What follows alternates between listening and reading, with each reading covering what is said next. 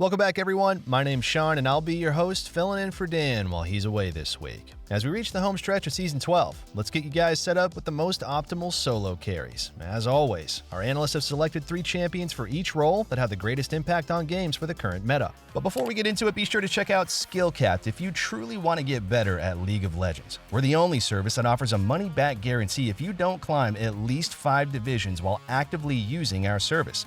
We do this because our service really does work, and if it doesn't work for you, you shouldn't pay. Learn more at the end of this video or click the link in the description below.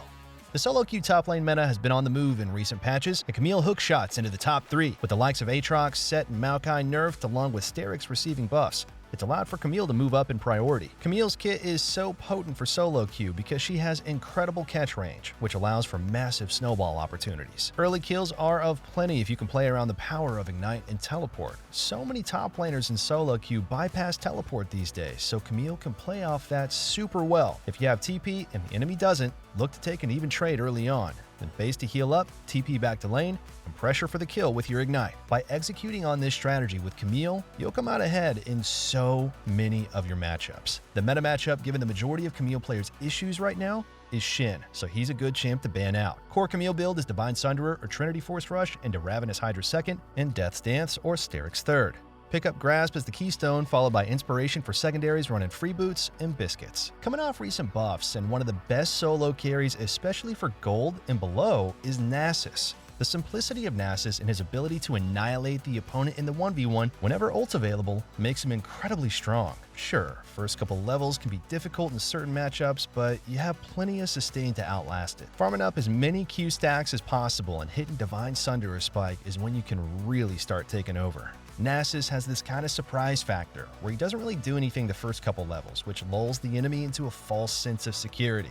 Enemy will think you'll continue AFK farming, but then on Sunderer completion, you pop Ghost, use R, and decimate the enemy in the 1v1, completely catching them off guard. Best bans for Nasus right now are Garen or Shin. To sustain the first couple of levels, it's vital you run Fleet Footwork as the keystone combined with Second Wind and secondaries. Divine Sunderer is the rush item, but from then on, it's very situational. Frozen Heart is great into auto-attack focused AD comps. Spirit Visage is optimal against magic damage teams. If there's a good mix of both damage types, then Stoneplate fits in really well. The top laner who rises above all else, and has been an incredibly strong pick for multiple patches now, is Shin. In this day and age of top lane where your impact on the game just seems so minimal, playing a champ like Shin, who has global presence, gives you a massive edge up. With dragons providing an insane amount of value, forcing the enemy into the side lane, and then ulting in to give your team a 5v4, it's an incredibly strong win condition.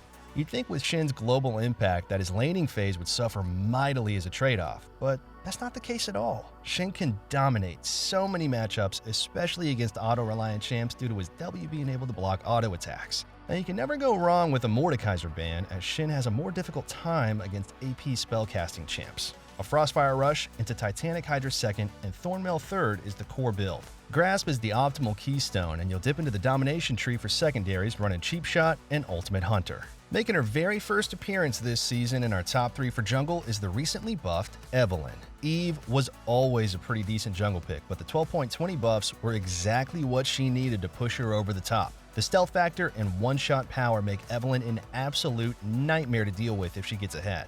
Just by picking Evelynn, the enemy team has to play more reserved post-level 6, but most of the time they won't, so you can snowball games out of control. Now, since Eve needs level 6 to be most effective, look to ban out a strong early game jungler like Hecarim.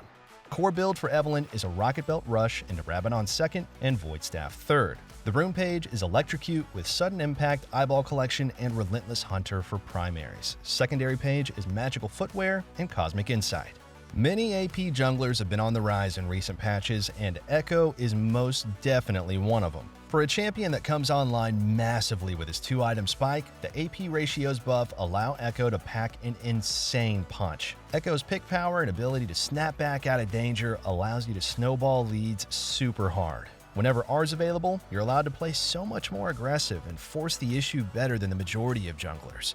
Echo's passive is flat out broken as well due to how much damage it deals to monsters. It's really not even difficult to steal Baron or Dragon with Echo, as his passive with Smite combo can deal over 2,000 damage when he has 2 items. This means you're really never out of the game, as pulling off these heroic comebacks can occur quite often. The core build is a Rocket Belt Rush into Lich Bane or Nashor's second and Rabadon's third. Nashor's is highly undervalued right now due to the recent AP ratio buff, since it provides 25 more AP than Lich Bane. Dark Harvest and First Strike are both viable keystones. It really just comes down to preference. Harvest will offer more power in extended teamfights, while First Strike accelerates Echo into his item spikes that are so vital for the champ. Now that Bel'Veth has been nerfed, the best skirmishing jungler who excels in extended fights is Udyr.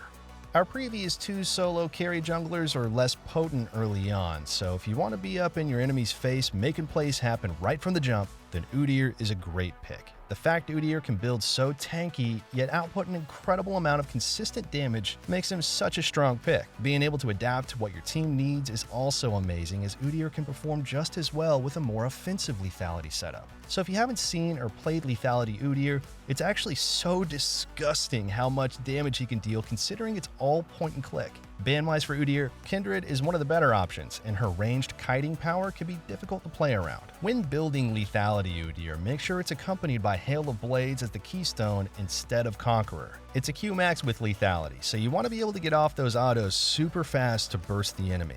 Conqueror is still the optimal rune page if you're building tank with an R-Max. Now that Syndra has been optimized post-mini rework, she's sitting in a really good spot and is our first solo carry mid. Although the early game power isn't as insane as before, the mid to late game of Syndra is much more powerful. Because of this, it's way less practical to run an early game focused rune like Aerie and instead opt for First Strike. This is the main adaptation in the setup from old Syndra to new Syndra. Syndra has always struggled against high mobility assassins, and that's no different after her mini rework. As a result, you should prioritize your ban on a meta assassin like Zed, Katarina, or Fizz. Most popular build is a Luden's Rush into Shadowflame's second and Rabadon's or Zhonya's third. Night Harvester actually wins more than Luden's though, and is becoming more popular over in Korea. One of the best assassins for a while now, and taking our second solo carry spot for mid, is Zed. A ton of different changes over the past few months have led to Zed dominating the mid lane meta, the most recent being Syndra's mini rework. Zed loves playing into immobile mages, and the fact Zhonya's recently saw a cost increase allows him to find even more success against them. With Sylas being picked at a very high rate, he's one of the better value bans when playing Zed. Every single lethality mythic is viable for Zed. It just comes down to preference and the situation. Prowlers and Dustblade offer more raw snowball power, whereas Eclipse provides some defensive strength that the other two lack. Standard rune page is Electrocute with Taste of Blood, Eyeball Collection, and Ultimate Hunter. Grab Transcendence and Scorch for secondaries. A staple in our mid lane top 3 for many patches now is Vex, and she'll continue to be a top tier pick for 12.21. It's actually pretty crazy how well Vex performs against the most played solo queue mid laners. Vex is winning over 55% of the time into Sylas and 57% of the time against Akali. This is all thanks to Vex's passive, as it does an incredible job at nullifying these mobile melee mids. The longer ranged mages are the only class Vex has more difficulty again, so with Syndra and Victor being spammed a ton, either is a good ban option. For the build, you want to be prioritizing Luden's in most games, as it synergizes well with Vex's catch and burst style, but into heavy melee dive comps, Everfrost can be slotted in to offer some defensive power. Electrocute is the optimal keystone with Taste of Blood, Eyeball Collection, and Ultimate Hunter. Roll with Mana Flow and Scorch for secondaries. With the way the bot lane meta has been shifting as of recent, Samira is in a very strong yet underrated state. Lethal Tempo nerfed last patch negatively affected a large majority of ADCs, but Samira is an outlier as she runs Conqueror. Blitz and Thresh back in meta is huge for an ADC like Samira, as she fares so much better with CC melee supports than ranged enchanters. Samira's kit also has solo carry written all over it, as her ability to make plays and turn fights on a dime with her ultimate is better than most ADCs. Since you want to be diving in and playing up close, using your ban on Lulu so you don't get hard countered by Polymorph is a good idea. Build for Samira is an Immortal Shield Bow Rush into the Collector's second and Infinity Edge third. For runes, pick up Conqueror with Triumph, Bloodline, and Last Stand. The best secondaries include Eyeball Collection and Treasure Hunter. The 12.21 Misfortune nerfs are extremely minor, so you should continue to spam her in solo queue. eBay slow was lowered from 50 to 40%, which wasn't a big deal. A bunch of MF's AP ratios were even buffed, so we could see a hybrid build with Leandries becoming a viable option moving forward. Crit is definitely the way to go though for most games, and has been ever since the massive buffs from a few patches back. With MF's incredibly strong teamfight, solid laning phase, and simplistic kit, she's a very valuable marksman to have in your champion pool. Prioritizing your ban on a heavy dive champ like Hecarim or a meta hook support like Blitz is a good idea.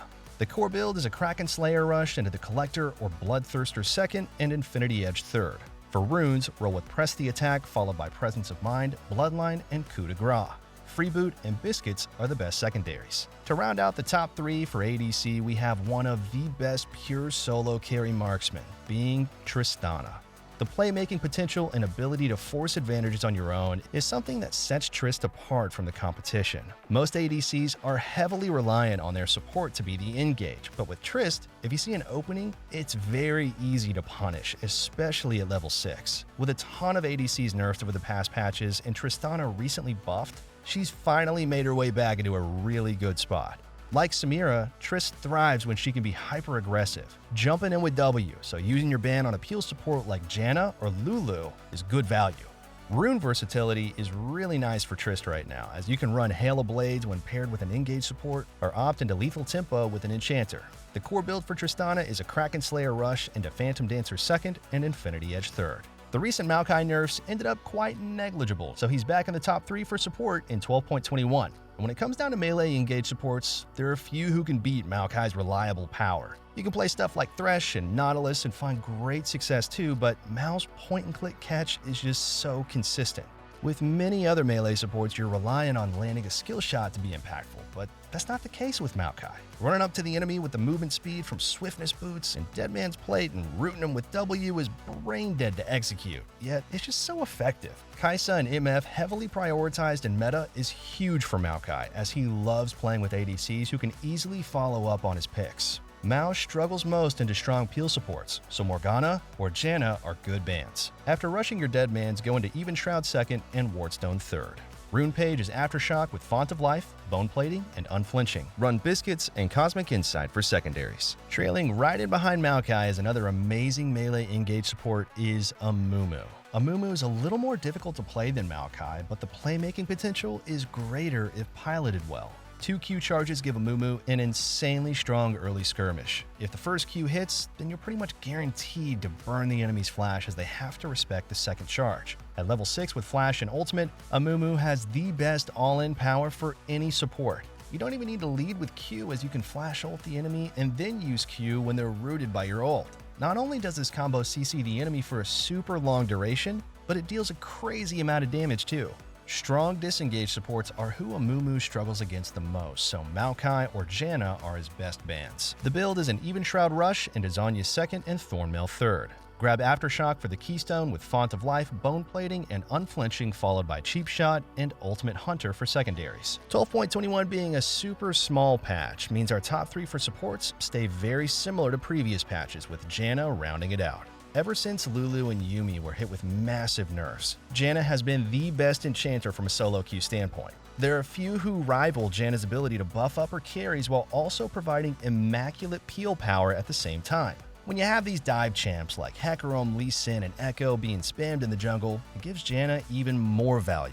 Janna struggles most into champs who don't need to be melee range to be effective, so Blitz is one of her best bans. Optimal build is a Moonstone Rush into Redemption or Putrefier second and Ardent Censer third. For runes, pick up Glacial Augment with Freeboots, Biscuits, and Cosmic Insight. Font of Life and Revitalize are the best secondaries. Alright guys, before we wrap this up, let's tell you a little bit more about SkillCapped. So we offer a 5-division rank up guarantee, and we think that's a pretty crazy thing to offer. It's kind of like a gym membership guaranteeing you'll get ripped. Your local gym would just go bust if they offered that, right? Well, not us. We've offered this for years because our service really does work. It works so well, in fact, that we're able to produce by far the largest catalog of premium league guides on the internet. We add over 20 videos a week with over 2,000 guides curated into 270 courses. No one can compare. We've also sent Challenger players into ELO Hell 1,100 times and counting, where they commentate how to carry live. They also respond to all questions asked. Sign up today for as little as $6.99 a month if you're serious about improving. So that's going to wrap it all up for the best solo carries of 12.21. Thanks so much for watching, good luck in solo queue, and we'll catch you in the next one.